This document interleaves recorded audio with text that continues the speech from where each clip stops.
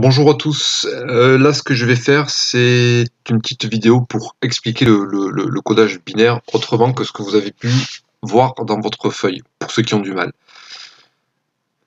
Alors le codage binaire en gros, on va l'aborder d'une autre façon avec, on va parler un petit peu d'argent.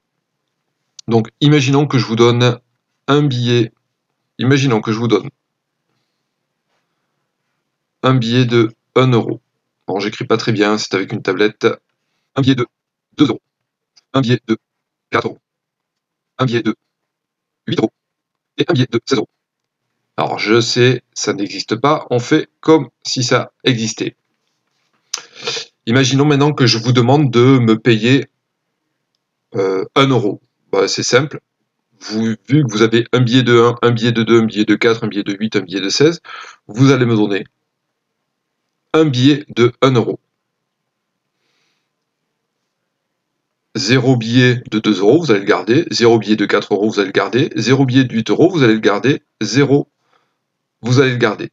Voilà, avec ça, vous m'aurez payé en gros 1 euro.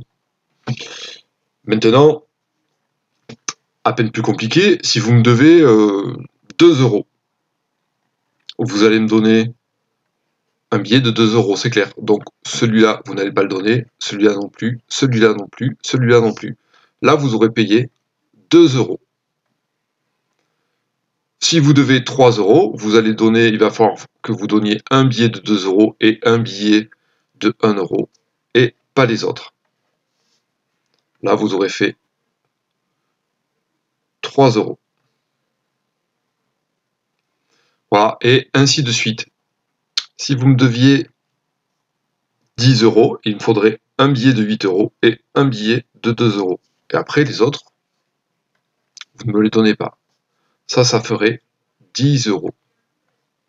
Voilà, etc., etc. Et vous voyez qu'ici, en fait, quand on écrit ceci, on voit apparaître en fait une écriture binaire, soit avec des 0, soit avec des 1, et qu'avec ces 0 et ces 1, on peut former tout un tas de chiffres. 1, 2, 3, 4, 5, 6, 7, 8, 16. Mais on peut aussi, vous pouvez aussi me donner, imaginer me donner 16 plus 8 plus 4 euros. Ça ferait 24 et 4, ça ferait 28 euros. On peut imaginer des nombres plus grands, et puis on peut imaginer que si on avait un peu plus de billets, faire des nombres encore plus grands.